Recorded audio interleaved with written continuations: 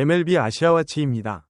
2025 시즌 KBO 리그를 뜨겁게 달궜던 3명의 외국인 선수가 동시에 메이저리그로 복귀하며 한국 야구가 새로운 전환점을 맞이했습니다.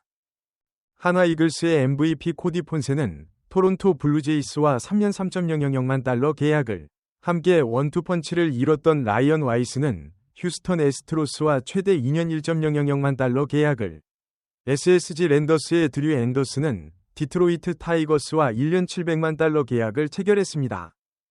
한 시즌에 3명의 KBO 용병이 동시에 빅리그로 진출한 것은 역사상 처음 있는 일입니다. 특히 폰세의 계약은 해외 리그 유턴 선수 중 최고 대우에 해당합니다. 연평균 1.000만 달러는 이전 기록 보유자였던 에릭 패디의 750만 달러를 크게 뛰어넘는 금액입니다. 더욱 놀라운 것은 폰세를 영입한 팀이 토론토라는 점입니다. 토론토는 2025 월드시리즈 7차전에서 LA 다저스에게 통안의 역전패를 당한 후 우승 재도전을 위해 공격적인 투자에 나서고 있는 팀입니다. 지금까지 KBO 출신 선수 영입은 대부분 가성비를 노린 저위험 계약이었지만 이번에는 우승을 노리는 강팀이 핵심 전력으로 비싼 값을 치르고 데려간 경우입니다. 와이스의 스토리는 더욱 극적입니다. 폰세가 일본 MPB를 거쳐 한국으로 온 반면 와이스는 한국보다 하위 리그인 미국 독립리그와 대만 리그를 전전하다 KBO 리그의 대체 선수로 왔습니다. 한화가 처음 그에게 제시한 계약은 고작 6주짜리였습니다.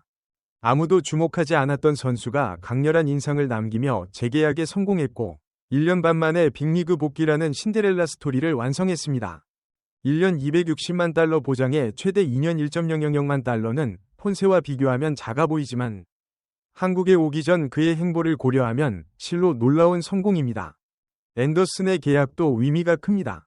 1년 700만 달러의 2027년 구단 옵션 1.000만 달러를 받은 1+1년 계약은 SSG를 3위로 이끈 그의 가치를 메이저리그가 인정했다는 증거입니다.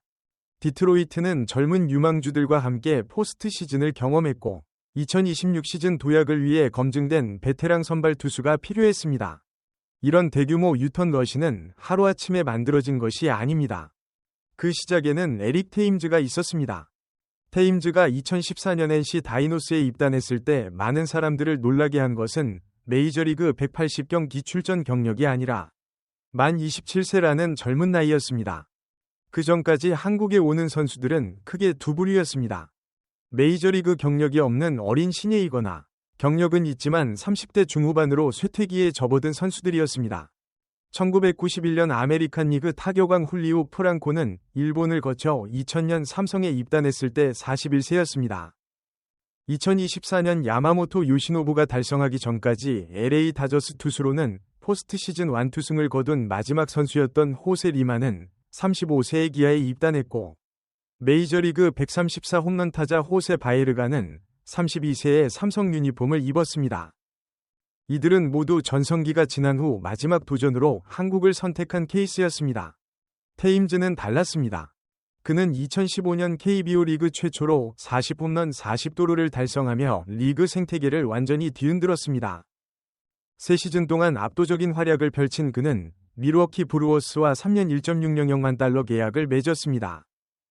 마이너리그 거부권과 계약 종료 즉시 자유계약 자격을 주는 파격적인 대우였습니다. 2017년 테임즈의 메이저리그 복귀는 폭발적이었습니다. 첫 20경기에서 11개 홈런을 날리며 잠시나마 메이저리그 홈런 1위에 올랐습니다. 너무 잘하다 보니 열흘 동안 3번의 약물 검사를 받는 해프닝도 있었습니다. 비록 뛰어난 활약은 첫 해에 그쳤지만 한국을 거쳐 성공적으로 빅리그에 복귀할 수 있다는 가능성을 확실히 입증했습니다. 테임즈가 타자였다면 투수 쪽에서 유턴 선수의 기대감을 크게 끌어올린 주인공은 메릴 켈리였습니다. 켈리는 마이너리그에서 5시즌 동안 두각을 드러내지 못했고 구단으로부터 불펜 전향을 요구받고 있었습니다. 하지만 선발의 꿈을 포기할 수 없었던 켈리는 한국행을 선택했습니다. 메이저리그 경력은 전혀 없었지만 성장 가능성을 높게 평가한 SK 와이번스는 템파베이에 이적료까지 지급하며 그를 데려왔습니다. 승운이 따르지 않아 켈크라이라는 별명까지 얻었던 켈리는 4년 동안 한국에서 꾸준히 성장했습니다. 갈수록 구위가 좋아졌고 이를 주목한 고향팀 애리조나 다이아몬드백스가 2019년 그를 영입했습니다. 켈리의 성공은 테임즈보다 훨씬 길고 인상적이었습니다. 무려 7시즌 동안 통산 65승을 거두며 애리조나의 핵심 선발로 자리매김했고 2023년 월드베이스볼 클래식에서는 미국 대표팀 선발 투수로 결승전에 등판했습니다. 같은 해 월드시리즈 2차전에서는 7이닝 1실점의 호투로 승리 투수가 됐습니다. 애리조나 선발 투수의 월드시리즈 승리는 2001년 랜디 존슨 이후 22년 만이었습니다. 테임즈와 켈리의 성공 이후 KBO 용병들의 빅리그 복귀 주기는 급격히 짧아졌습니다. 테임즈가 3년, 켈리가 4년 걸렸던 반면 2020년 두산 베어스에 입단한 크리스 플렉스는 단 한 시즌 만에 돌아갔습니다. 워싱턴 내셔널스의 1라운드 지명 선수였지만 기대에 미치지 못해 방출됐던 에릭 패디는 NC에서 폰세 이전 KBO 최고의 투수로 평가받았고 역시 1년 만에 미국으로 복귀했습니다. 패디는 세인트루이스 카디널스와 2년 1.5영만 달러 계약을 맺으며 연평균 750만 달러로 테임즈의 평균 연봉 400만 달러를 크게 경신했습니다.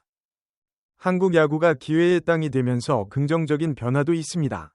KBO 리그에 오는 외국인 선수들의 수준이 갈수록 높아지고 있다는 점입니다. 과거에는 커리어 막바지의 베테랑이나 검증되지 않은 마이너리거들이 줄을 이뤘다면 이제는 젊고 재능 있는 선수들이 한국을 성장의 발판으로 선택하고 있습니다. 하지만 이런 현상을 냉정하게 바라볼 필요도 있습니다. 외국인 선수들이 한국에서 성장하는 이유가 한국 야구의 수준이 높아져서는 아니기 때문입니다. 테임즈는 자신의 한국에서의 성공에 대해 더 꼼꼼한 관리를 받았기 때문이라고 말했습니다.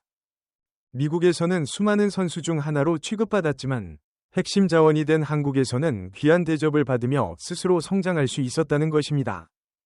흥미로운 것은 한국의 국가대표팀 성적과 외국인 선수들의 빅리그 복귀 트렌드가 반비례한다는 점입니다.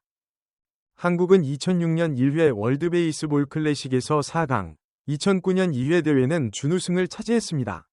하지만 2013년, 2017년, 2023년 대회는 모두 본선 1라운드에서 탈락했습니다. 반면 그 사이 외국인 선수들이 한국에서 뛰고 나서 메이저리그와 계약하는 사례는 오히려 급증했습니다. 우리가 진정으로 해야 할 일은 수준 높은 외국인 선수들을 통해 리그 전체의 수준을 끌어올리고 결과적으로 리그를 제패하고 떠나는 선수들의 출연 빈도를 낮추는 것입니다. 바로 일본 야구가 보여주고 있는 성장 과정입니다. 일본에서는 이제 유턴 선수들의 성공 사례보다 오타니 쇼헤이, 야마모토 요시노부 같은 자국 선수들의 메이저리그 진출 소식이 훨씬 더 자주 들립니다. 한국도 김하성, 이정우에 이어 더 많은 선수들이 메이저리그에서 활약하는 날이 와야 진정한 발전이라 할 수 있을 것입니다. MLB 아시아 와치와 함께 아시아 선수들의 메이저리그 여정을 끝까지 지켜봐 주세요. 구독과 알림 설정하시면 매일 가장 빠른 소식을 놓치지 않고 만나실 수 있습니다.